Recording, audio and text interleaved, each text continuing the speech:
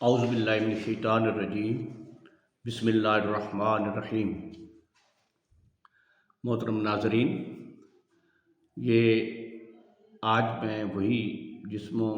روح کے حوالے سے جو انسان چلتا پھرتا ہے اس میں یہ ہے اسی کی بات کرنا چاہوں گا کہ انسان جو ہے یہ چلتا پھرتا جو انسان ہے زندگی میں اس کے تین ہی مطالبے ہیں، اور اگر ان تین مطالبوں کا جائزہ لیا جائے اور اگر ان کے مطابق ان پر غور کر کے ان کو سمجھا جائے تو یقیناً یہ انسان کے بنیادی طور پر تین ہی مطالبے ہیں، اور اس میں اگر انسان جو ہے وہ اس پر عمل کرے، اس کی گہرائی میں دیکھے تو پہلا مطالبہ جو ہے وہ غذا کا مطالبہ ہے، اور یہ غذا کا مطالبہ جو ہے یہ بقائے حیات کے لیے ہے۔ دوسرا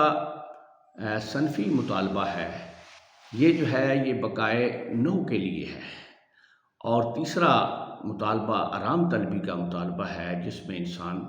عصر نو آرام کر کے قوت حاصل کرتا ہے اور نئے کام شروع کر دیتا ہے۔ تو یہ قوت کارکردگی کے لیے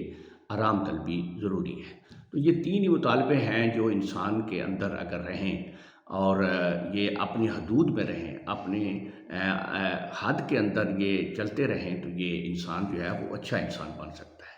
عام طور پر یہ دیکھا گیا ہے کہ جو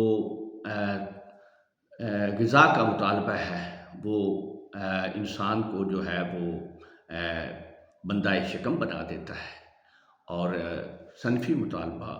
جو حد سے بڑھ جائے تو یہ اسفل السافلین کی منزل کی طرف لے جاتا ہے، اور اگر آرام طلبی کا مطالبہ حد سے بڑھ جائے تو انسان بیکار ہو جاتا ہے، اس میں قوت کارکردگی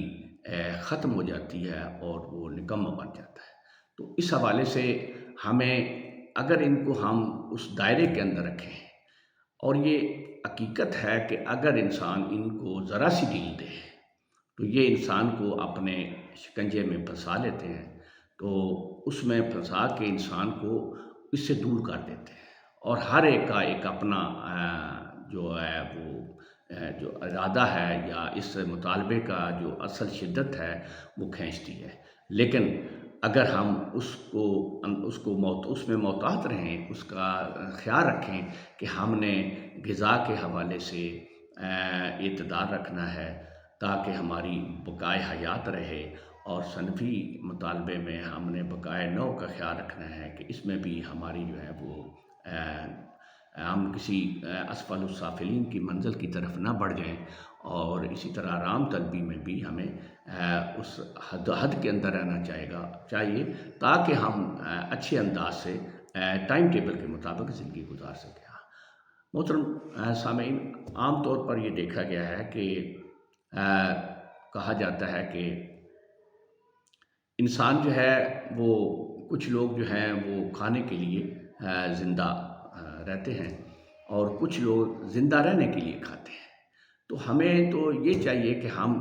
زندہ رہنے کے لیے کھائیں، اور یہی لوگ اپنی زندگی میں کامیاب ہو کر جو زندہ رہنے کے لیے صرف کھاتے ہیں وہی اعتدال میں رہتے ہیں، اور وہی ان کا جو